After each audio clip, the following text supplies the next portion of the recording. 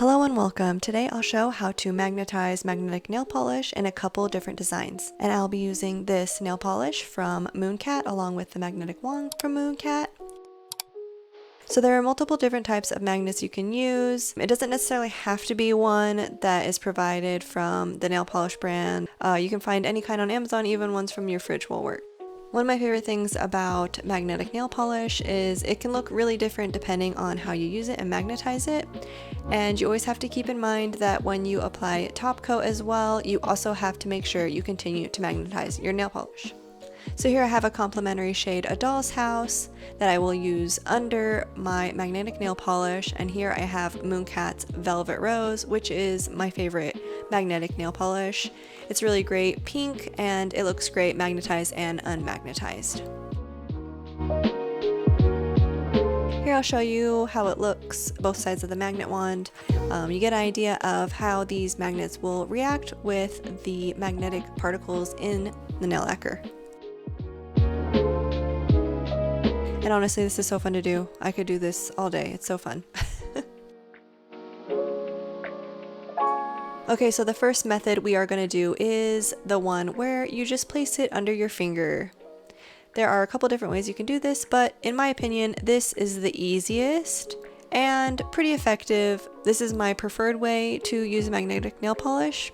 Before we start, we're going to give it a good shake. I want to make sure all the particles are evenly distributed, and we will start.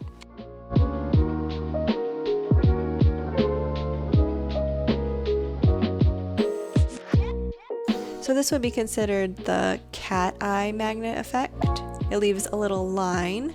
I think diagonal is a very attractive way to do it. You could do it straight up and down, side to side, any kind of way you want. Now when you're using magnetic lacquers, when you're done painting, you want to keep it in the spot you want the magnetic effect for at least 30 seconds. This is going to make sure that the particles stay where you want them as it's drying. If you move it too soon, then the particles will start to shift back and you'll start to lose your magnetic design. So as it's drying, make sure to keep your magnet in the same spot. Next, we're going to try holding the magnet above the nail a little bit closer without touching, obviously, because we don't want to dent the nail polish, but this will show you a very similar effect. And the only real difference is you get a tiny bit of a crisper line just because the magnet is a little bit closer to the nail polish. But in my opinion, it takes a lot more effort and energy having to hold it above, and the difference in the line isn't noticeable enough for me to do it this way regularly. So I still prefer the under the nail method, but obviously that would be complete personal preference. As you can see though, it is a tiny bit of a tighter line.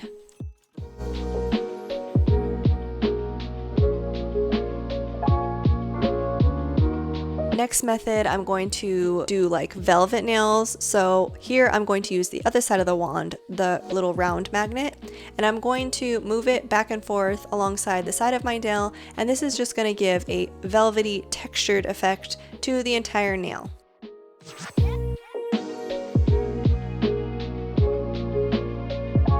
And again, I will be doing this for about 30 seconds while the polish dries.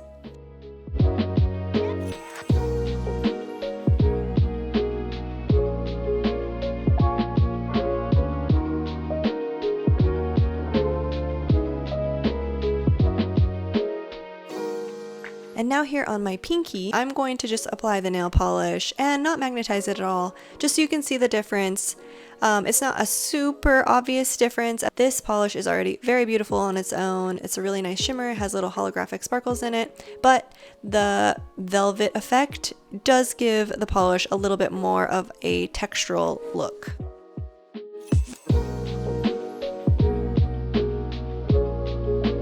The last method I'm going to do is to hover the magnet above the nail to kind of create a little bit of a French tip, like a velvet French tip.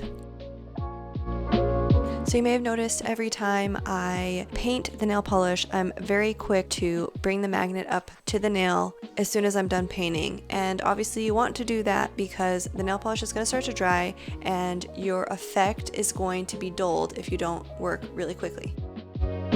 So here you're going to see me hover the round magnet above my nail, watching where the particles go to form that smile line for the French tip as a guide. So you can see that line of like a French tip, a textural velvety French tip that's really subtle, but when you move obviously you can see it, and it's really cool. This is one of my favorite ways to do it, but it also takes the most effort, so I tend to stick with just the magnetic cat eye under the finger method, but this one is really cool and really fun too. Very fun to play around with, so many options to give awesome designs in your nails.